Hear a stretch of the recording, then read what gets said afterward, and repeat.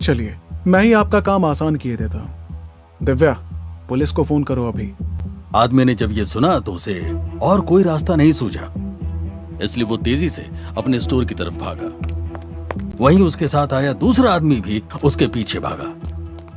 इसके बाद तो स्टोर के सभी वर्कर्स ईशान को प्राउड नजरों से देख रहे थे। थैंक यू ईशान, तुमने तो आज हमें बचा ही लिया यार। अच्छा हुआ तुम सही टाइम पर आ गए। इसके बाद ईशान ने समीर की तरफ देखा जो कि थोड़ा परेशान दिख रहा था। तुम चिंता मत करो समीर, ये लोग तुम्हें अब कभी परेशान नहीं करेंगे। थैंक यू ईशान, तुमने मुझे उन लोगों से बचा लिया। तुम्हें थैंक यू कहने की कोई जरूरत नहीं है समीर, आखिरकार हम सब अब साथ में काम करने वाले हैं। तभी समीर ने देखा कि स्टोर का दरवाजा खुला और उसमें से नीतिका और दीपिका स्टोर के अंदर आए। Congratulations mister Sameer, Singhania diamond में आपका स्वागत है। थैंक यू मिस नितिका, मुझे इतना बड़ा मौका देने के लिए। लेकिन इतना बोलते बोलते समीर रुक गया, जबकि नीतिका समीर की इस चुप्पी के पीछे का कारण समझ गई थी। Don't worry mister Sameer, national association के साथ कॉन्ट्रैक्ट ब्रेक करने का आपको जो भी हर्जाना भरना पड़ेगा वो हमारी कंपनी आपके लिए भरेगी। और दूसरी बात, सिंघानिया डायमंड में आपको सैलरी भी नेशनल एसोसिएशन से डबल मिलेगी। यह सुनने के बाद अब समीर को किसी भी बात की कोई चिंता नहीं थी, इसलिए उसका मन पूरी तरह खुशी से भर चुका था। Oh thank you miss Nitika, मुझे तो समझ नहीं आ रहा है कि मैं आपका ये एहसान कैसे उतारूंगा। इस कॉन्ट्रैक्ट पर साइन करके इस मौके का फायदा उठाकर जहां तुम्हें ज्यादा पैसे के साथ साथ इतनी ब्यूटीफुल लड़की के साथ काम करने का मौका भी मिलेगा, जैसे कि मिस दीपिका। जब ईशान ने दीपिका का नाम लिया तो नितिका को यह बात बिल्कुल अच्छी नहीं लगी थी। अरे समीर, इतना क्या सोच रहे हो, जल्दी से कॉन्ट्रैक्ट साइन करो। मिस दीपिका, आप ही कुछ कहिए ना। लेकिन दीपिका के मुंह से तो शब्द ही नहीं निकल रहे थे। वो तो अपनी तारीफ सुनकर लगातार शर्माए जा रही थी। इसके बाद समीर ने जल्दी से पेन निकाला और कॉन्ट्रैक्ट साइन कर दिया।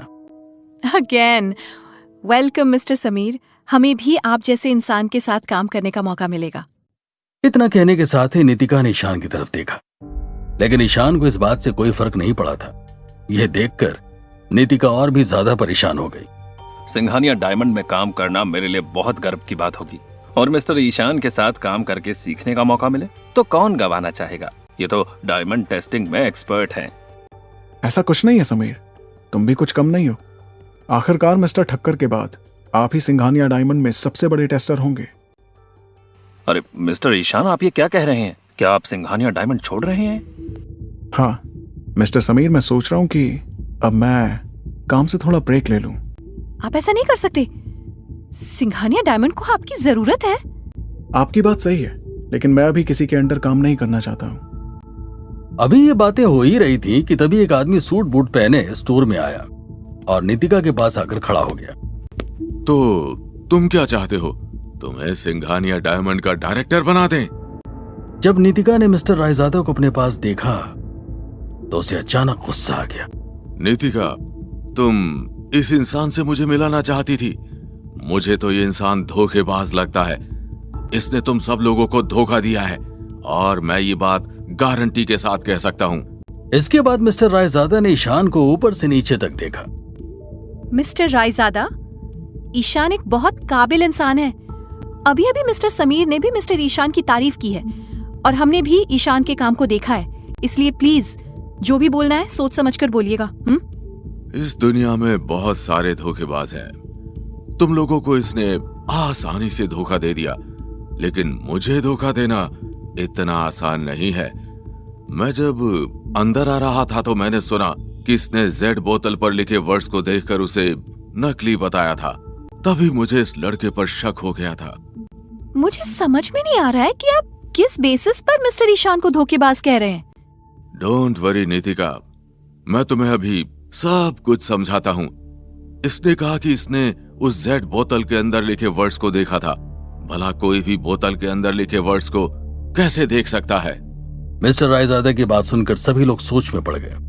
उन्हें भी लग रहा था कि ईशान कैसे बोतल के अंदर लिखे वर्ड्स को देख सकता था। ठीक है, अगर आपको लगता है कि मैं धोखेबाज हूं तो आप मेरा टेस्ट क्यों नहीं लेते हैं? अभी सब दूध का दूध और पानी का पानी हो जाएगा। मिस्टर रायजादा ये मौका नहीं छोड़ना चाहते थे। सुनो, वो बॉक्स अंदर लेकर आओ। मिस्टर रायजादा की आवाज के साथ ही एक आदमी बॉक्स स्टोर के अंदर लेकर आया। जब मिस्टर रायजादा ने बॉक्स खोला तो उसके अंदर एक बहुत सुंदर ब्रांज रखा था, जिसे मिस्टर रायजादा ने ध्यान से निकालकर टेबल पर रख दिया था। तो चलो अब इस ब्रांज को ध्यान से देखो और बताओ कि ये ब्रांज कहां से लाया गया है। देखते हैं तुम में कितना दम है। इसके बाद ईशान मिस्टर रायजादा की तरफ देखकर मुस्कुराया और अपनी पावर यूज करके ब्रांज को देखने लगा।